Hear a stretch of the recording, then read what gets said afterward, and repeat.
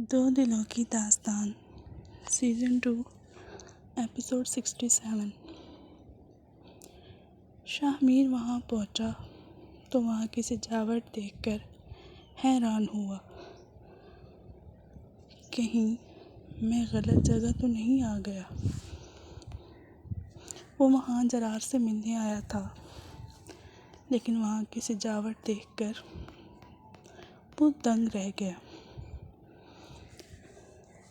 इससे पहले कि वो जरार को कॉल करता, उसकी नज़र सामने पड़ी जहाँ वो परिवश सफ़ेद फ़िराक पहने, पिंकी शेड मेकअप किए आहिस्ता आहिस्ता से उसकी तरफ चलती आ रही थी। शाहमीर को जरार की साजिश समझ आ गई थी। ठंडी सांस भरते वो भी उसके करीब आया।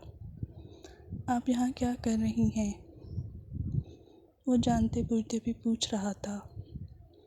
आपको नहीं पता मैं यहाँ क्यों और कैसे? इतनी सजावट देखकर भी अंदाज़ा नहीं हुआ आपको? वो आंखें चिपकाते बोली तो शाहमीर ने गहरी सांस भरते उसे देखा। ये सब करके आप क्या करना चाह रही हैं? वो बेरुखी से बोलता रुख मोड़ गया। शाह, वो रुहासी होते उसके सामने आई। आप इतने दिनों से मुझसे बात भी नहीं कर रहे थे। मैं इतना मिस कर रही थी आपको। वो बाहें उसकी गर्दन में डालते बोली तो शाहमीर ने उसके हाथ हटाते उसे पीछे किया। ऐसे काम ही क्यों करती हैं कि मेरी नाराज़गी बर्दाश्त करनी पड़े? मेरी नाराज़गी से इतना फ़र्क पड़ता था तो गलत काम किए ही क्यों? मैंने कब गलत काम किया शाह? वो बोली तो शाह ने हैरानगी से उसे देखा। मतलब वो इन सबको गलत नहीं कह रही थी जो वो करती आ रही थी आज तक। लाशों के साथ आप क्या करती हैं वली दिखा चुका है मुझे। सीरियसली मायरा, आपको खौफ नहीं आता? इतना ख़तरनाक काम आपको अंकल करने कैसे देते हैं? सेल्फ़ डिफेंस तक तो ठीक था, लेकिन ये सब, आपकी जान जा सकती थी मायरा। आप हर मिशन में कूद जाती हैं। पहले बाइक रेसिंग, अब ये लाशों से खेलना, लोगों को मारना। आपका ये काम तो नहीं था। वो फट पड़ा उस पर। आप जानते हैं शाह, मुझे डॉक्टर बनने का कितना शौक़ है, लेकिन बाबा की वजह से मुझे पीछे हटना पड़ा। मुझे इंसानी जिस्म को अंदर से देखने का बहुत शौक़ है, इसलिए वो सब काम करती हूँ। आप जानते नहीं हैं, जितनी इन्फॉर्मेशन मुझे है इतनी तो डॉक्टर्स को भी नहीं होगी सच में। अगर इस काम में मुझे कोई ख़तरा होता तो बड़े पापा मुझे कभी बाइक चलाना सीखने भी ना देते। वो भी तो मुझसे बहुत प्यार करते हैं। वो वजाहत देती उसके सामने आई। मुझसे फिर क्यों छुपाया? डर था कि कहीं आप मना ना कर दें। वो मिनमिनाई तो शाहमीर ने उसे घूर कर देखा। वो तो अब भी करूँगा, क्या कर लेंगी? वो सीने पर हाथ बांधते बोला, नहीं करेंगे, मैं जानती हूँ। वो उसके हाथ खोलते खुद उसके सीने से लिखती, अपनी बाजू उसके गिर्द बांधती यकीन से बोली, ऐसा क्यों लगा आपको कि मैं मना नहीं करूँगा? उसने अभी तक उसके गिर्द अपने बाजू का हिसार नहीं बनाया था, लेकिन भीजी मुट्ठी उसके ज़ब्त का बता रही थी। आप मुझसे बहुत ज़्यादा प्यार करते हैं, इसलिए मेरी खुशी के लिए मुझे मना नहीं करेंगे आप? वो लाड से बोली। ये मक्खन लगाने की ज़रूरत नहीं है। आज से आप ऐसा कोई काम नहीं करेंगी बस। और सच सच बताएं, सुरैया रबीका के टुकड़े करके आ रही है ना आप अभी? शाहमीर को यकीन था वो अपना हाथ साफ करके आ रही होंगी। अल्लाह की कसम, आपकी नाराज़गी का डर था, इसलिए उन्हें बिल्कुल भी नहीं मारा, बल्कि बड़े पापा अब तक इनका किस्सा तमाम कर चुके होंगे। वो दिल में एमके को थैंक यू कर रही थी जिसने ये मशवरा देकर उसे बचा लिया था, वरना शाहमीर ने डबल नाराज़ हो जाना था। पक्का? वो तस्दीक करते बोला। अल्लाह की कसम पर यकीन नहीं है आपको? वो मुँह बनाते पीछे हटी तो शाहमीर ने दोनों हाथ उसकी वेस्ट पर रखते उसे वापस खींचा और अपने सुलगते हुए होठों को ठंडक दी। जबकि मायरा की ईद हो गई थी। वो तो उसकी किस्सिस की वैसी भी दीवानी थी। दोनों हाथ उसकी गर्दन के गिर लिपेटे वो आंखें बंद किए उसका भरपूर साथ दे रही थी। 2 हफ्तों का कोटा पूरा करें आप। शामिर के पीछे हटते वो फूले सांस से बोली और खुद ही अपने होंठ उसके होंठों पर रख दिए। पैसा वसूल। पीछे हटते वो हाथ झाड़ते बोली तो शामिर ने उलझ कर उसे देखा। मतलब ये कि पैसा वसूल। जरार भैया ने इतना पैसा लगाया हमारे लिए। अगर आप नाराज़ रहते या मैं आपको ना मना पाती तो उनका पैसा वेस्ट जाना था। अब ऐसा नहीं होगा, अब आप राज़ी हो गए हैं तो उनका पैसा वसूल हो गया। वो मुस्कुराते हुए बोली, और आपसे किसने कह दिया कि मैं मान गया? तुम्हारे जरार भैया का पैसा अब भी वेस्ट ही गया। वो संजीदा होते बोला, अगर आप नाराज़ होते तो कभी मुझे किस ना करते और ना ही मुझे खुद को किस करने देते। इतना तो जानती हूँ आपको। जबकि शामीन ने हल्के से मुस्कुराकर उससे देखा। कभी नाराज़ भी रहने दिया करें, झटपट मना लेती हैं। वो उसे सीने से लगाते उसके सर पर गाल टिकाए बोला तो वो मुस्कुरा दी। शुक्र है वो मान गया था। क्या लगा था तुम दोनों को सुरैया कि मेरे बच्चों को मार दोगी और मैं तुम दोनों को ऐसे ही जाने दूंगा। वो इन दोनों को अपने टॉर्चर रूम में ले आया था जहाँ उनकी मौत उनका इंतज़ार कर रही थी। जानती हो सुरैया, ये वही रूम है जहाँ मैंने अरहम और रज़ा दुरानी को मारा था। और मज़े की बात ये वही कुर्सी है जिस पर तुम्हारा बेटा बैठा था और मैंने उसे यहीं बैठे बैठे मार दिया था। जानती हो कैसे?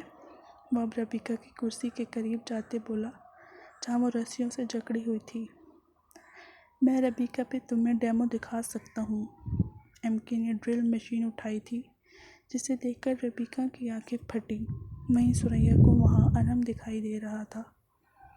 एमके ने अपने चाकू से सबसे पहले इसके बंधे हाथों को निशाना बनाया था।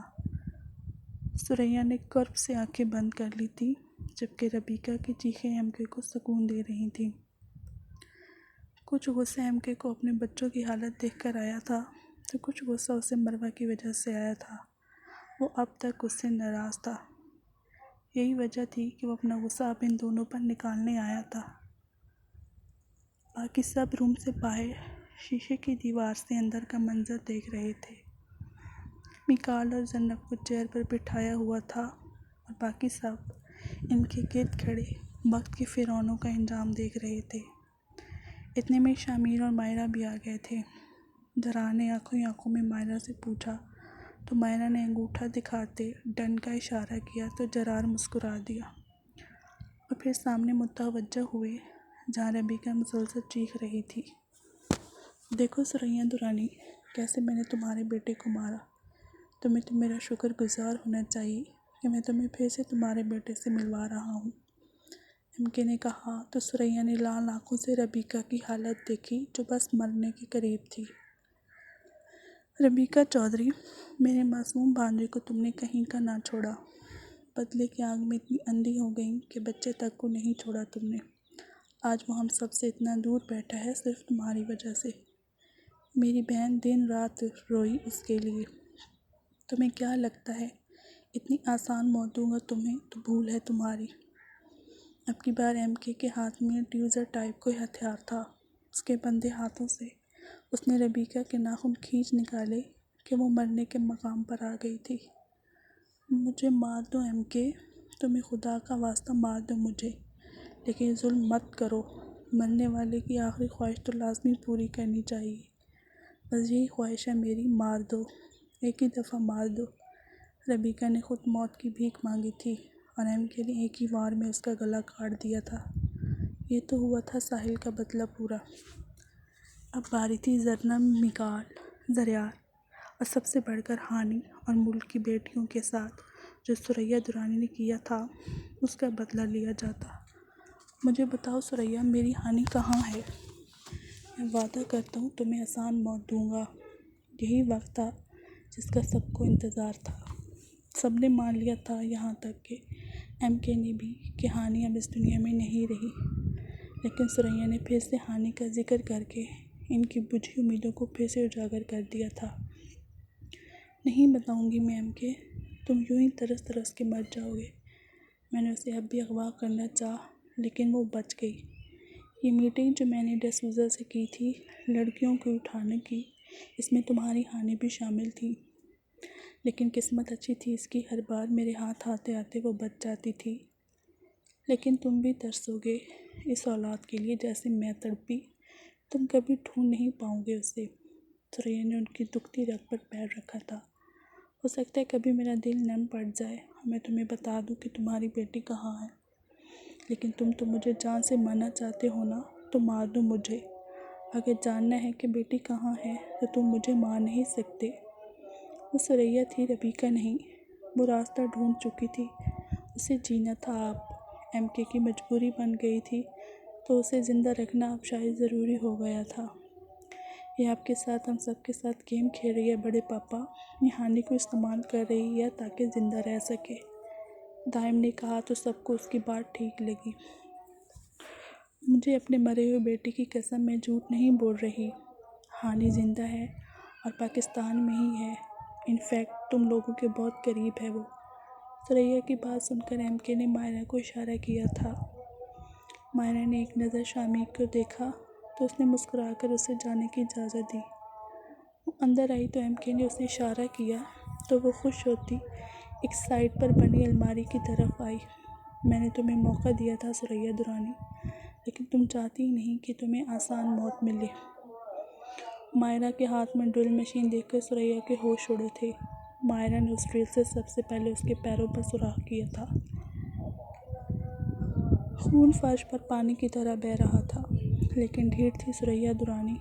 मजाल है जो भी की हो, वो आखिर हद तक अपना ज़ब्त आजमा रही थी।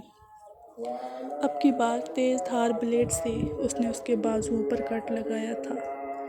एमके ने उठकर एक बोतल हाथ में ली। सभी को देखकर घबरा गए थे। वो मासूमा का तैयार करदा एसिड था जिसे एमके ने उसके बाजुओं, उसके पैरों पर डाला था। पैरों और हाथों से धुआं निकलने लगा था। अब वो बर्दाश्त नहीं कर पाई थी और बेहोश हो गई थी। ये तब तक नहीं मर सकती जब तक मुझे हानि का पता नहीं बता देती, एमके ने स्पॉट लहजे में सबको कहा और वहाँ से निकल गया। उसे इस वक्त मरवा की शदीद कमी महसूस हो रही थी। वो आज वापस आया था और सीधा अपने रूम में आया था। शायद सब लोग अपने कमरों में थे। वो सबसे पहले मितरारा को देखना चाहता था, लेकिन अंदर आकर देखा तो वो कहीं भी नहीं थी। वो ठंडी सांस भरते हुए बेड पर चित लेट गया। थोड़ी देर गुजरी, लेकिन वो अभी तक कमरे में नहीं आई थी। थकन इतनी थी कि वहीं कमरे में ही चेंज करने का इरादा किया। वो चेंज कर रहा था जब अचानक कमरे का दरवाज़ा खुला था। कमरे में कौन चेंज करता है यार। वो कमरे में दाखिल हुई तो सामने का मंजर देखकर फ़ौरन आंखों पर हाथ रखते गुस्से से बोली, मैं चेंज करता हूँ ना, वैसे भी 2 हफ्ते हो गए थे। मुझे लगा कि मेरी बीवी मुझे देखने के लिए तरस रही होगी, इसलिए आपकी सहूलत के लिए मैं कमरे में चेंज कर रहा हूँ। इतनी बेशर्म नहीं हूँ मैं मिस्टर जरार। तो चलो ना, मेरा दिल कर रहा था कि हम मिलकर एक हॉट बात लें। तो उसके पीछे आता उसे सीने से लगाते बोला, आपने इंतहाई कोई वो हैं। वो उसके हाथ झटकती इससे पहले कि भागती उसे कमर से पकड़ चुका था। इतने दिनों बाद शौद वापस आया है, लेकिन आपको भागने से फुर्सत नहीं। वो आगे झुकते उसके गाल चूमते बोला। उसका रुख अपनी तरफ मोड़ते उसकी आंखों पर बोसा दिया तो वो आंखें नम कर गई। एकदम से वो उसके सीने से जा लगी थी। मैंने बहुत मिस किया आपको, उसके सीने पर बोसा देते बोली तो जरार ने उसे सीने में भींचे उसका सर चूमा। मैंने भी अपने गुड्डे को बहुत मिस किया। अब 1 महीने की छुट्टी है मेरी, अब से सारा वक्त आपका। वो उसके होठों पर बोसा देते बोला तो वो मुस्कुरा दी। सच्ची मुच्ची। उसकी नाक दबाते बोला तो वो खिलखिलाती फिर से उसके सीने से लग गई। मुझे नींद ही नहीं आती थी रात को, वो फिर से अफसरदा होते बोली तो जरार उसे लिए बेड पर लेटा और उसे सीने पर लटाया। मैं आ गया हूँ ना, अब नींद पूरी कर लेना, लेकिन फ़िलहाल अपनी नींद भूल जाएं। मुझे इस वक्त आपकी शिद्दत से तलब हो रही है। मुझे मेरी मित्रारा मिल सकती हैं क्या? बिल्कुल मिल सकती है आपको। इजाज़त लेने की कोई ज़रूरत है क्या?